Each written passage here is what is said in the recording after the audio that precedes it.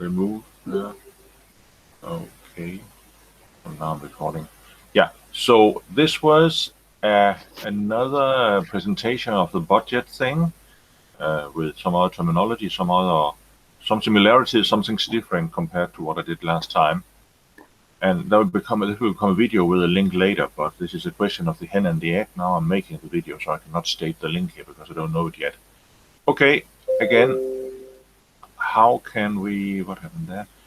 How could we define budgets? And you could say it is. Maybe I'll just shut up for 15 seconds while you read this. It was almost 15 seconds. So it's a document that describes the financial consequences or the consequences measured in money of an action plan that our company will make for a certain future, most likely for a year. And they make this based on some internal and external assumptions about our capabilities and problems and about what the world look like. So that could be one way to define it. We also, this is taken in a little bit crude way from a book, so as you can see. So it's a little bit not perfectly elegant. But anyway, why do we make budgets? Yes, we want to make plans. We want to predict developments, what will happen in probably next year. I'm not going to comment on all of them, I think. I will skip this one because it comes later, I think. Create motivation. Yes, if people have a budget, and many people do if they are working in sales and in other things, they have to run fast to achieve their budget. 1 second here. I don't know if Sabine or somebody has a microphone connected. I think it's a good thing if you are not going to say anything, disconnect it because that gives us less noise. Okay, so let's see here. Create motivation. Yes, people have to aim to meet the budget. We want to make their bosses happy and retain their job and get some different kinds of motivations and improvements we will come back to later today. We could also often see that what is achieved in the basic idea about the budget is not good enough. We want to aim for a higher profit, for instance. And you could see the budget could be like a process where you try to make, when you prepare the budget, it could sort of stimulate a process of getting new ideas about how to improve our business. Another thing later on is when we finish it, when we have a budget ready, that has been done at the management level, you will have to go. You would probably like to go and talk to your staff about it because you want to explain them it's necessary to achieve this budget and how hard it must work next year to try to achieve it. And so it's a good basis. It's something specific. You don't have to tell people only they must run faster, but you have something specific you could show them what is expected from them, in other words. So that is, of course, is a good idea. Form basis of credit rating. I think that could be explained with better words, but again, to say it's part of your cooperation with a bank. And particularly in the situation, if you have some liquidity problem, like many companies actually have right now, and you want to go and discuss with your bank that they should help you, how they can help you, increasing your overdraft, increasing your credit line, for instance, they would normally ask for a budget. They just want to give you money out in the blue air. They would like to see they would like to see that you are well organized running your business by having a budget, and they would like this budget to show what is needed, you could say. But it's a proof of running your business in a serious way and anticipating problems and anticipating different things. The fact that you have a carefully elaborated budget. Okay, we could also have other things. You might focus on using your resources in the company. What are we going to sell, or what campaigns are we going to focus marketing efforts or development efforts on? So it gives you an idea of what priorities should you make in your work and what you're going to do. Something over here. again, this is, let's skip one before it says coordinate activities. If we imagine this is in a small production company, you saw Lactosan, for example, I think you worked with them last semester. In that case, if you have a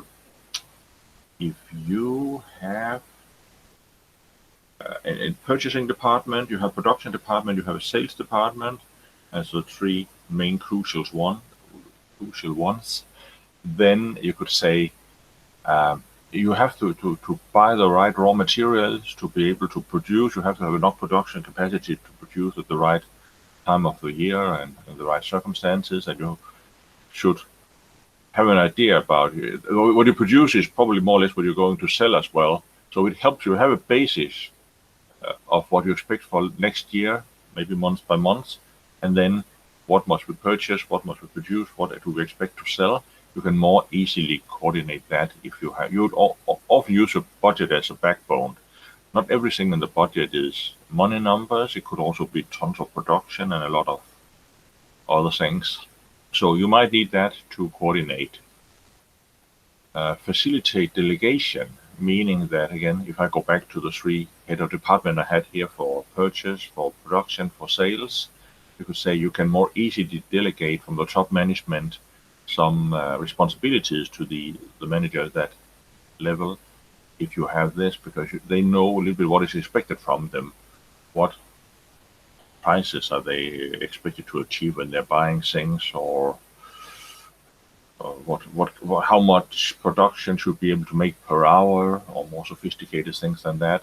So you can more, if you know what each department or each person is expected to do, then it's more easier to delegate power and some independence to them. And the budget, again, here is normally something crucial. Okay, you can see if you are making progress. This comes to the things that we are not going to work so much with this time. It's called budget control. When the years start to go by, you compare what actually happened to what you expected in your budget, and you can make some action based on this. I'll actually come back to that in a short moment. And you can use a documentation. Yes, you have somewhere where you have all this, these different numbers and these different things here. So yes. And maybe interrupt myself 1 second. Oops.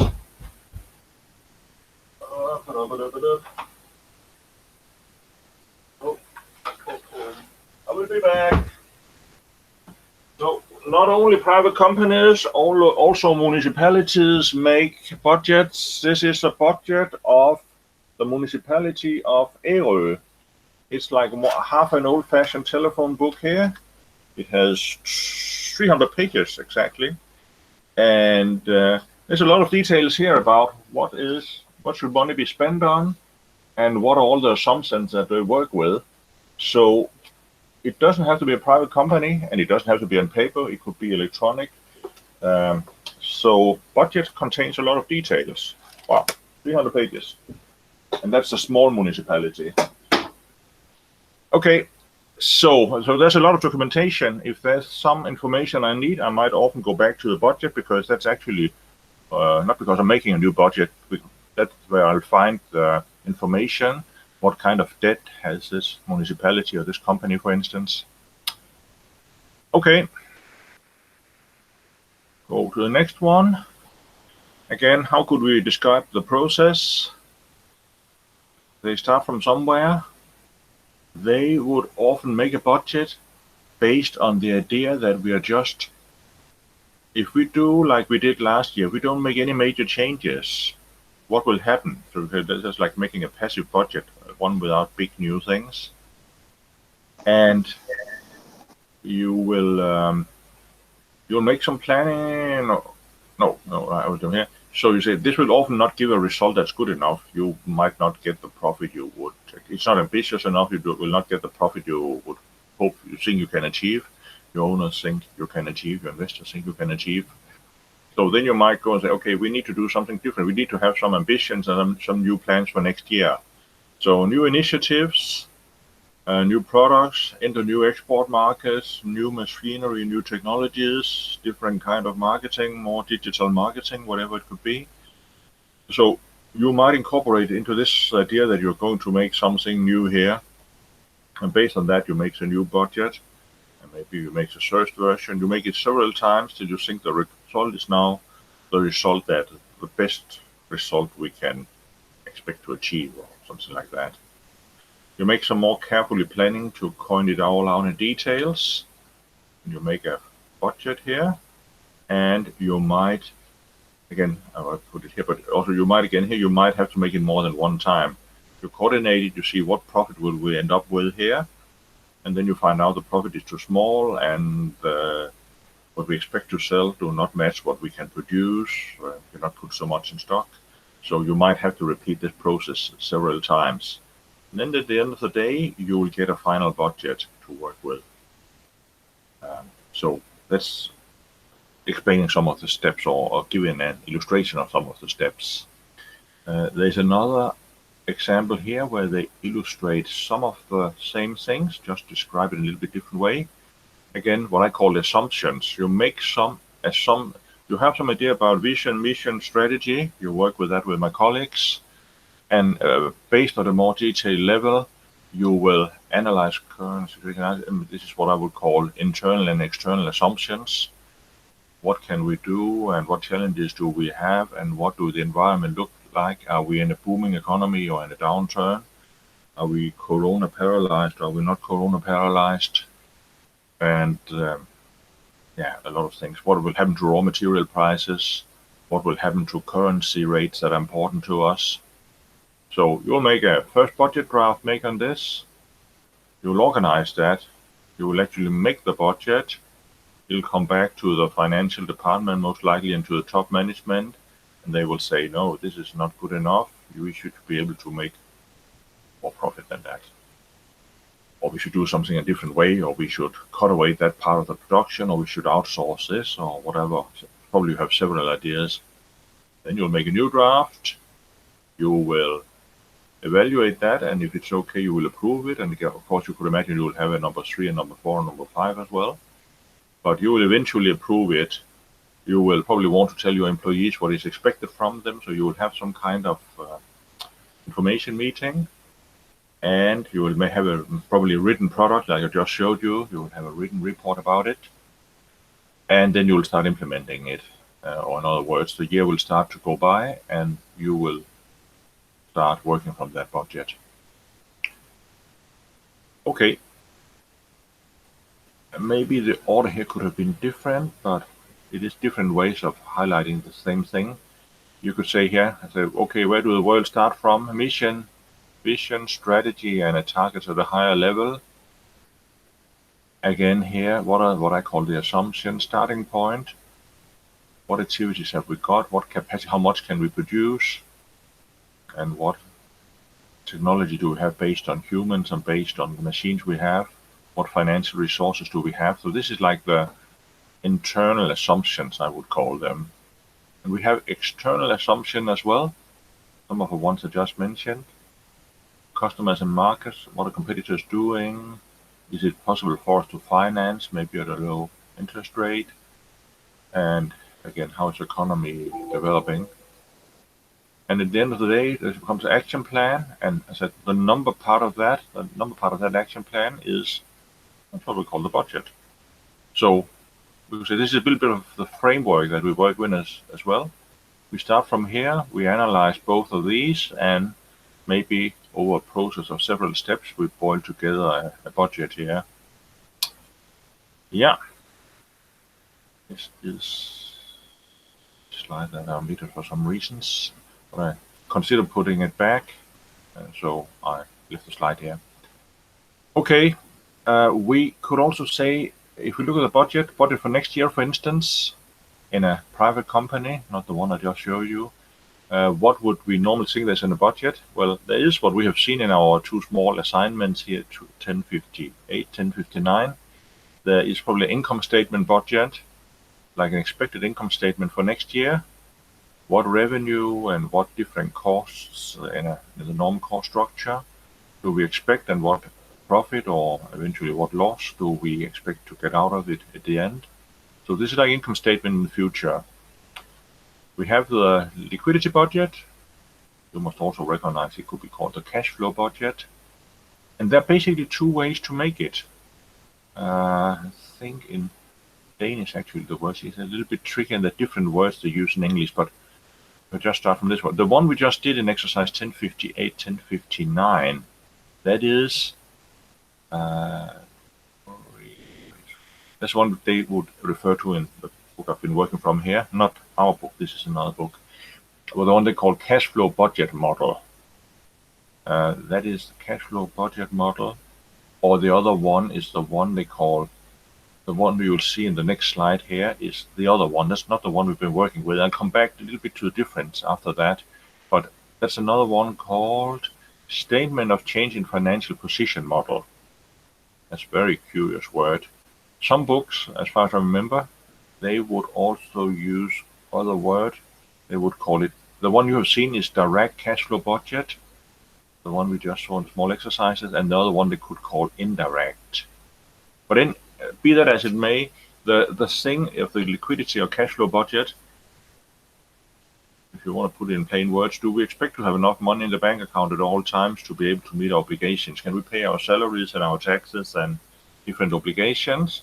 If we cannot, then we have a problem and we must react to that in some way. But this is a very clear distinction to have in mind. Also in exam situation, we expect that, you know, income statement budget, or also called profit and loss budget, that would be, has to do with revenue, with cost, and with profit. Do we expect to earn money next year? And liquidity or cash flow budget is not actually if we are making or losing money. It is about having enough money to pay along the line. And then there's the last one called balance budget. We have not worked with that so far. We don't really get to work with this in this short budget module we have. But if you have worked out this correctly, both of the two here, and you know where you started at the beginning of the budget year, you can actually also sit down and calculate what do we expect our balance to look like when the budget year ends. And that could be interesting for some nerdy people. And if you go to the bank, they might like you to show that as well. But for us, we do have most focus on these two because they sum up most of our challenges and most of our results. But you should know this exists, and yes, it does exist. Okay, I will go over here. Yeah, so make up my mind. Yeah, I'll start with this one. Actually a good thing that covers a lot of it. And we have income statement budget, we have liquidity budget, and income statement budget should look familiar to you from our exercises, for instance. Starting with revenue or turnover, or sometimes they just call it sales in English. Variable cost taken out, we get contribution margin, capacity. I have this error in English as well. Actually, I would like them to call this cash capacity cost, because depreciation is also a capacity cost, but it's not cash. So they have to be more accurate. We should call this cash capacity cost. Taken out, we get operating margin, or EBITDA in English. Taking out depreciation, we get primary result, or EBIT, or result before interest, or result before financial expenses, we would call it. Interest taken out, profit before tax we get. We hopefully have to pay some tax because we made money. And then we get a profit at the end of the year, which is like the bottom line. You call it with the real bottom line. How much money did we make after paying all these things? If you go back to last time, you remember we had another blue, it was also a blue, big blue exhibit from our Kaplan book. And there we saw the headline. So it was 13 boxes with different kind of budgets or different kind of plans. And they have some illustration of some of the same things here, because a lot of details will go in behind these. This is like a summary, but a lot of details goes behind that. How many units will we sell at what price, maybe by split for different products. And variable costs, what are raw material we must buy, or material purchasing plan or something like that in the other PowerPoint, I think. Also, labor cost, yes, could go into variable cost. Energy, sales commissions could go in here. They had something like capital spending plan or something, I think that it was called last time. Again, they could have some investments, and the investments will eventually lead to the depreciations. So I think I'll skip this one. I know I've asked you many times over our course what goes into fixed cost or capacity cost, and yes, salaries if it's not related to production, premises cost, insurance, marketing. Well, I'm not going to repeat them again. Interest have to be taken out, taxes have to be paid, and you get this. But again, behind all of this, there's a lot of other details, as we also saw in the other presentation, maybe just with slightly different words. So that's the income statement budget. And then we come to the liquidity budget here. And this is the one they call the changes in financial position method. It's a very tricky word in English. Sometimes they also call it indirect method. Actually, so again, the liquidity budget here is not done in the way that we did in exercise 1058, 1059. This is different, and I think people will find this a little bit more complicated. But what do they do here? They start with the operating profit. This is the one up here. So they say the third part of the calculation is the same as here. So we just start from here. So we say when you look at the operating profit, or the EBITDA, not to confuse with EBIT, it's called EBIT, EBITDA. That here we have already looked at what revenue do we expect, what variable cost do we have, and what cash capacity cost do we have. So this is a little bit like a measure of what money comes from running the business. That's also why they call it operating profit. And then we come to what the students normally find tricky, because we have, well, the running a business generates so much money, but then change in debtors. Yes, where did that come from here? So I could put some number example and say if my customers owed me 4 million kroner at the end of the year, they owe me 5 million. No, it's 4 at the start of the year. Sorry, 4 at the start of the year, and they owe me 5 million at the end of the year. It goes from 4 to 5. In that case, it would be 4 minus 5 would be minus 1. Actually, it's not that my debitors decrease by 1. My debitors increase by 1 if I go from 4 to 5. But this has a negative effect on my liquidity of 1 million. So this is why they put the number like this. 4 minus 5 is minus 1. So if my customers owe me 1 million more at the end of the year compared to the beginning of the year, then that will tie up liquidity, as we say. I will have to find that million somewhere else, borrow it from the bank, or expect that my business is so profitable that I have that liquidity. Increase in debitors will mean a minus in the liquidity. I tie up more liquidity. And for the stocks, the goods in our stocks, we have a similar calculation. Again, if my stocks were, take the other example, they were maybe 3 million at the beginning of the year. They are 2 million at the end, so I'll say 3 minus 2, that gives plus 1. So if I reduce my stocks by 1 million, I have now less money tied up in stocks. So that was a plus for my liquidity by 1 million. The opposite of the example I just gave before with the debtors. So we have this calculation. Yeah, I'm not going to repeat it. Then we have another one for the creditors. That would normally be my suppliers. They offer me some credit when I buy material from them. And you can see you have to be...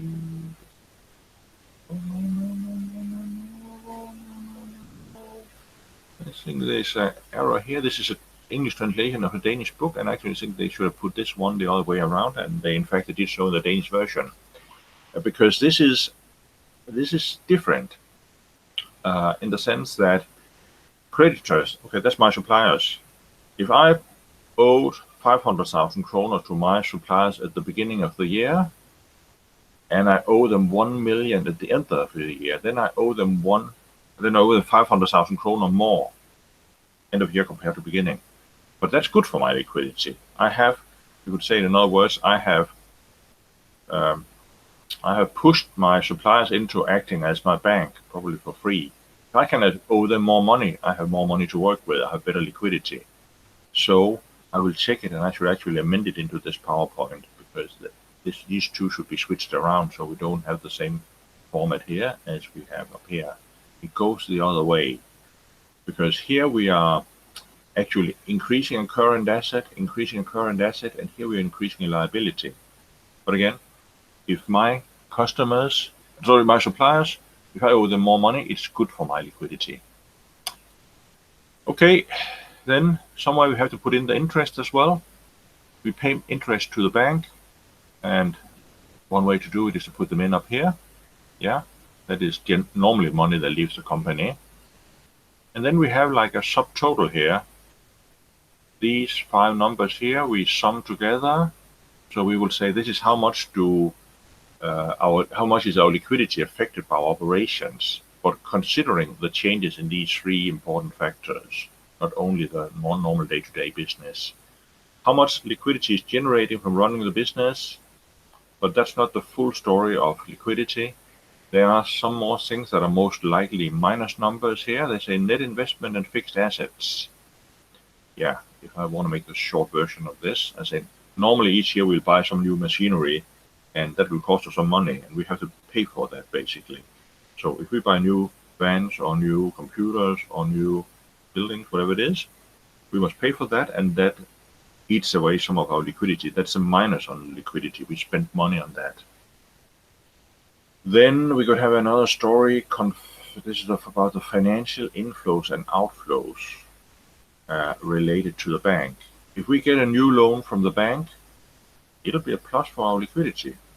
Like if you get a government subsidy now, it'll also be a plus for your liquidity. After all, that's money coming into your account, so that gives you more liquidity. So new loans will give you plus here, but also if you repay loans, you normally repay a little bit each year, that will go on the minus side. You will spend liquidity on repaying that loan. And you also have to, sorry, here. If you take the example, this is a limited liability company, AS or something like that. Normally, then we'll be talking about dividends. Normally, the shareholders would expect to get some dividend from investing in this company. So also the dividend we pay out to our shareholders, that is also money that leaves the company. That's what they call allocation of profit here. That's basically dividends. If you simplify it a little bit. If it's a individually run company, it's different, but I just take the example of a limited liability company and dividends. So most likely we pay some dividends. Most likely we have to pay some company income tax. Again, if we take this and the 4 items here, the subtotal, but from here and down, we would get a total impact of liquidity. Yes, net change in liquidity, I call it here. This is also what Adam just showed us. How much do the liquidity change with a plus or a minus? How much did they have at the beginning of the year? So how much will they have at the end of the year? So that's an overview of the things here. And I will finish this one in a few minutes. Just to, no, I think I will go to this one. I skip one here. Again, the one we saw with our exercises 1058, 1059, cash flow budget model. Somebody will call it direct cash flow budget. We only show some numbers for 1 month, but we could imagine an exercise, this exercise we just did, we could have had numbers for each month of the year. So maybe month by month, all the different numbers that we calculated. You'll see how does it develop month by month. Not only do we have enough money at the beginning and the end of the year, but do we have enough money seemingly every month. So that could be, this could be like small exercises. And ladies and gentlemen, the one we have up here, that's actually the one I just explained with the exhibit 30 seconds ago. This in Danish is called beholdningsforskydningsmodellen, if some of you know Danish. But Anyway, this is the other one you have to know. Okay, so this is a little bit more about liquidity, and the last words here on income statement budget. Income statement budget, also referred to as profit and loss budget. Yes, that could also be a matter here. Some companies would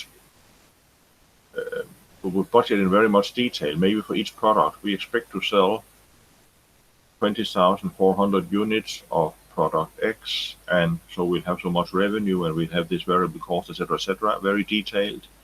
Or some cases, they might not even be knowing what kind of product they will be trading this year, so they might make it in broader categories. Say, okay, we expect a revenue of 100 million, and normally the variable cost is 55% of our revenue, so we will budget with 55 million for variable cost, etc., etc. So this is with very wide categories, and this is with more detailed. Okay, this was actually my budget presentation number 2, you could say, in the sense that it was not from our Kaplan book. I will now see if I can stop the recording. Stop the recording.